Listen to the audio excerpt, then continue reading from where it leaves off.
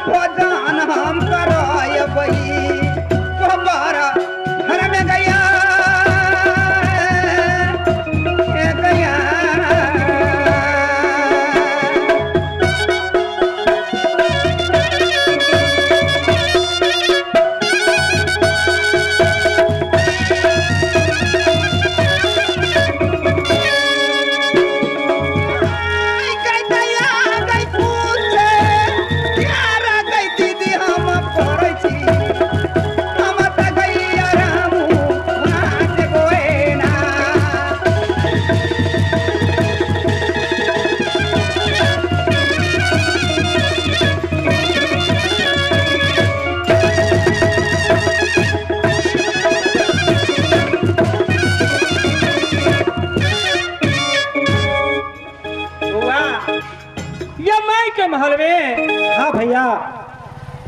या माई के प्रणाम कर पड़ते बसंत कुमार। भैया सही में माई तो माई हो, लेकिन भैया केना जब और केना बजाए अपना दोनों भाई के सोचा पड़ते भैया।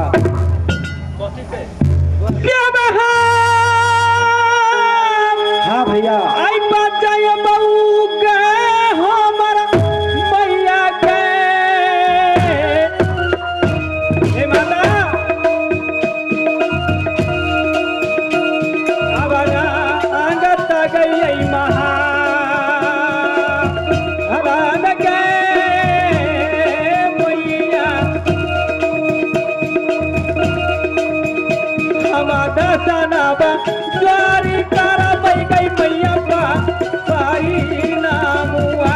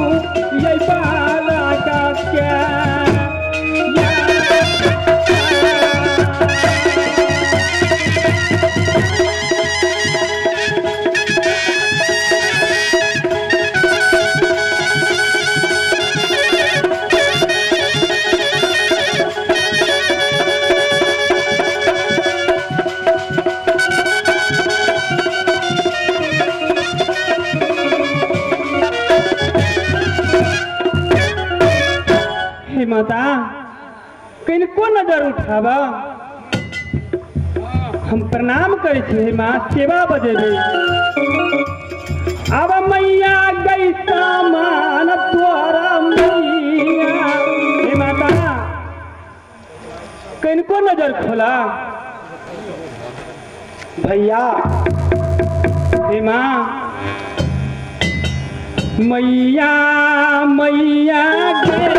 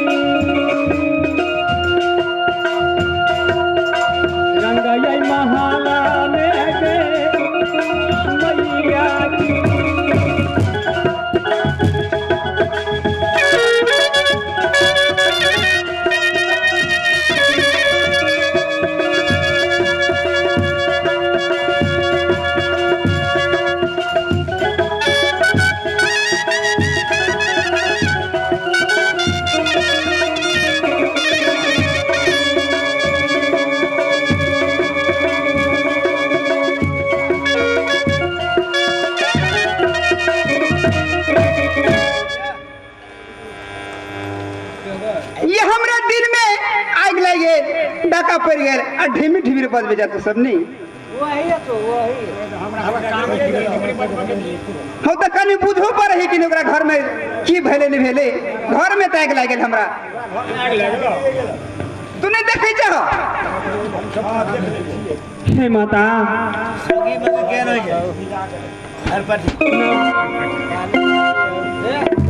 मुंह संहार के बाद तोरा मालूम नहीं था हमरा कथी के मालूम रे कथी के मालूम तू हमर माई तोहर मारे हाँ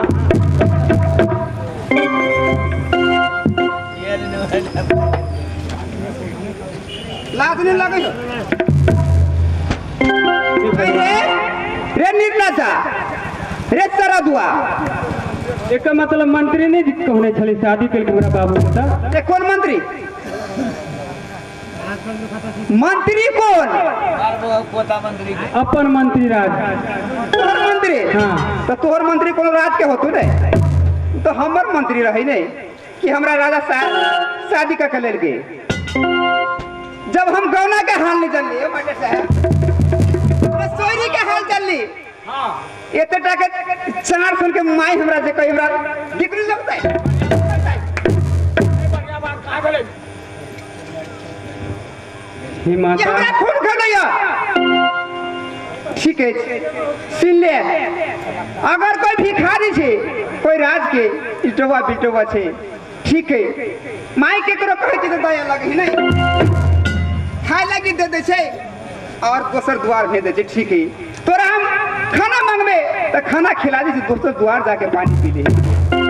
अगर माई जे हमरा कहले तो जननी चमकियन छी नागिन ठीक पे के चमड़ा उधार देबो मारते मारते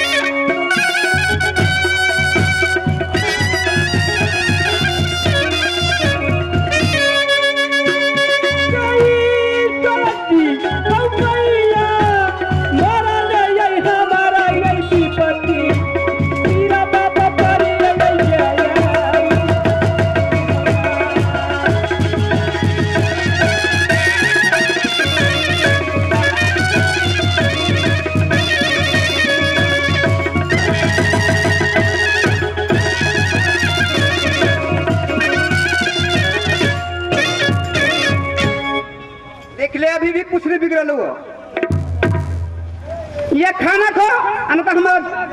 द्वार से जो मायने को हमरा ठीक है तो खाना हमरा खियावा ना, खाना खिया दे। बहुत रोज से हम सब भूखल इनका माया करा। इतने हमरा कहले कि तू हमरा माई जे कहै छे कौन रिश्ता सा, कौन कारण सा और कौन लड़दर से ये बकियो ये रइतो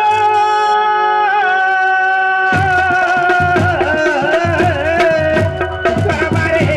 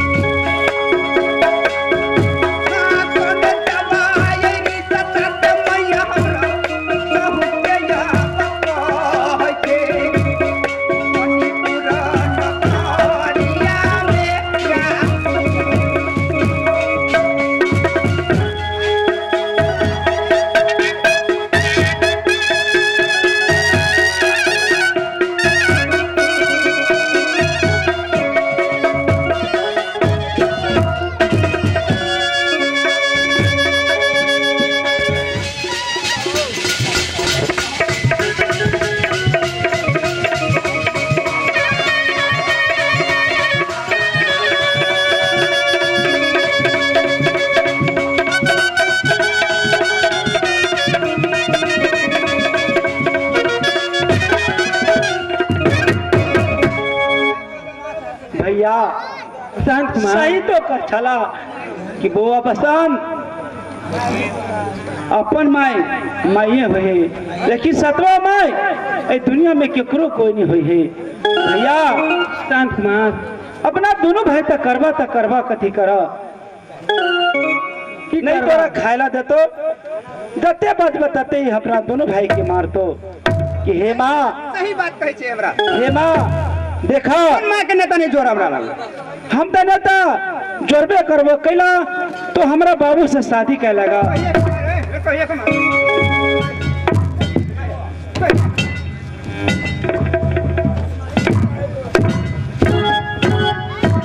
एक नहीं बदला थोड़ा सा अब क्या ना कठोरा गई मैया, अब बाबू नहीं हमर कैया देला कैसे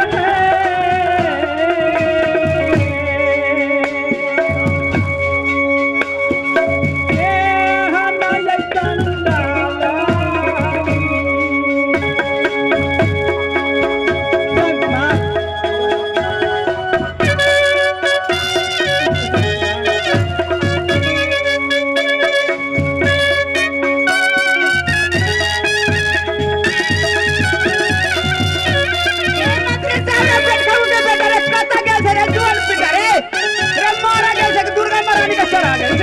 जल्दी है ना हमरा महल में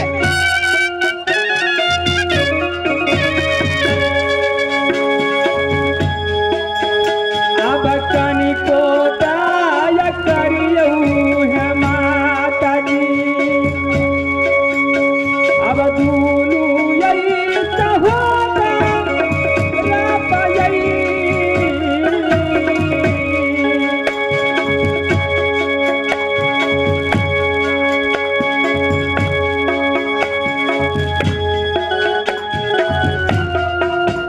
दूनु तजय सहोगा के बेटा रे मंत्री रे दुर्गा महारानी के चढ़ा गए छे भोरे भोरे ये भी हमरा सामने में हवया पन मैया रही सही गोसैया, अब गोदी में यही उठैया लितैया,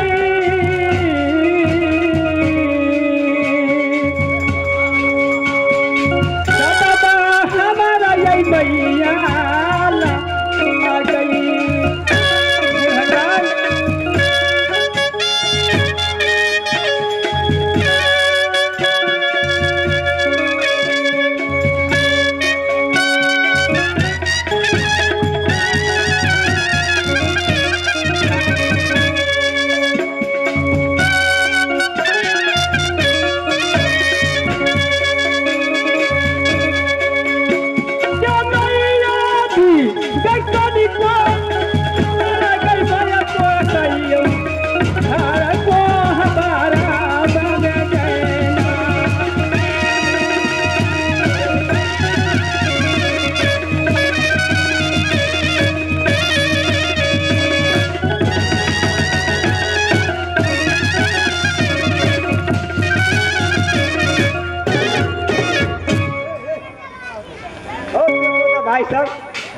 आखिरी कथी के लिए कहियो चला हे मंत्री साहब बर पसंद हवे बनो मंत्री साहब हाँ बुआ खैला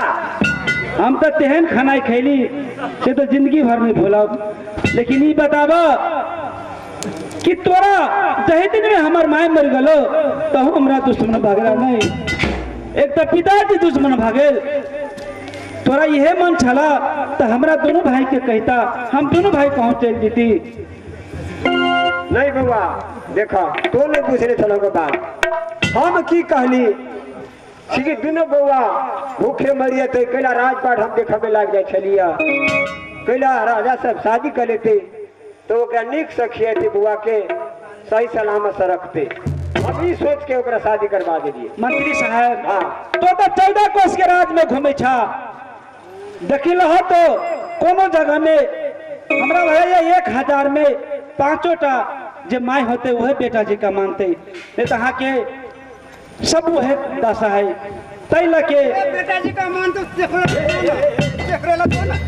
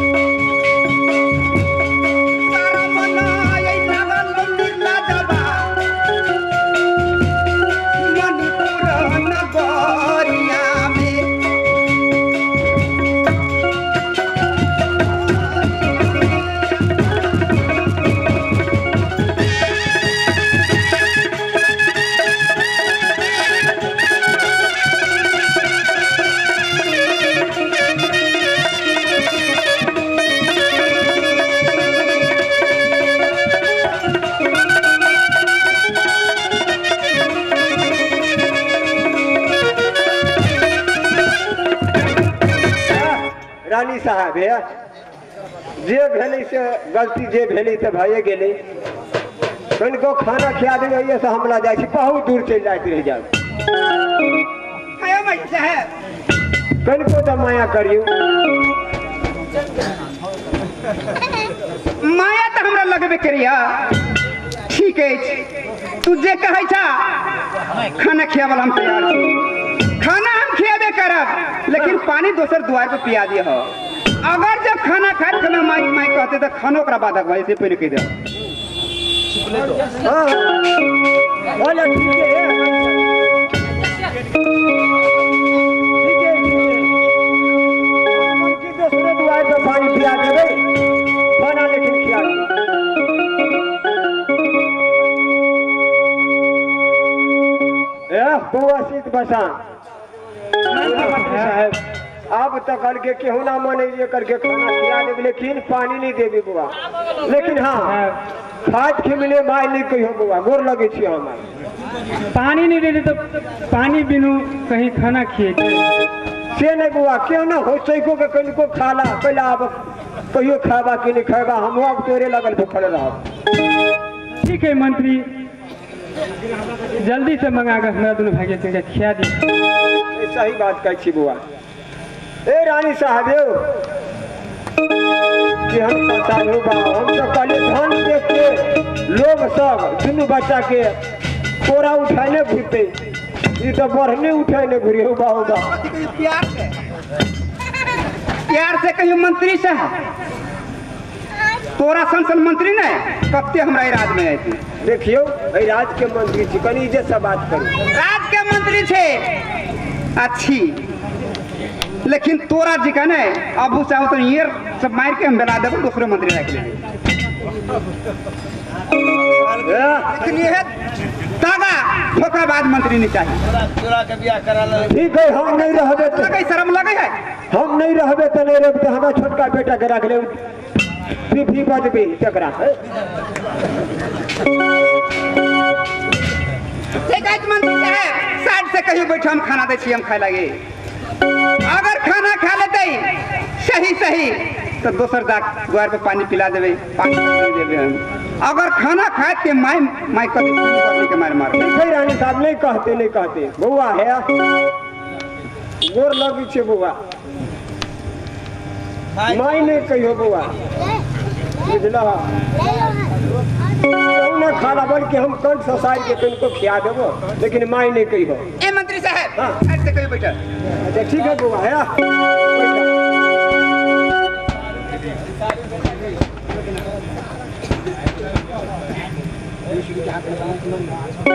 कहियो मर तक टाइम खाना दे छियो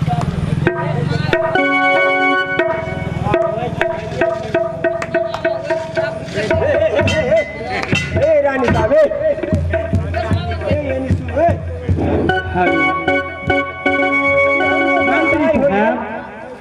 सबल के छुछे उठे नोन पे द के हाथों से कनिका द दी लेकिन गोर से नहीं से कले बुआ खा ले प्रशांत कुमार आदमी के जो विधना के लिखल हुई मेटी पर ही बुआ चिंता करके कोई बात नहीं बसंत कुमार केना करके या हो बुआ है वाला बुआ लेकिन माई नहीं कहियो हम तोरा जरा भूखल रहबे राज में नहीं मिलत हमरो बुझाइए खाना हम खाइए नहीं सुखा हेलो हम कागज में बेटा मारबे कथी या लिखल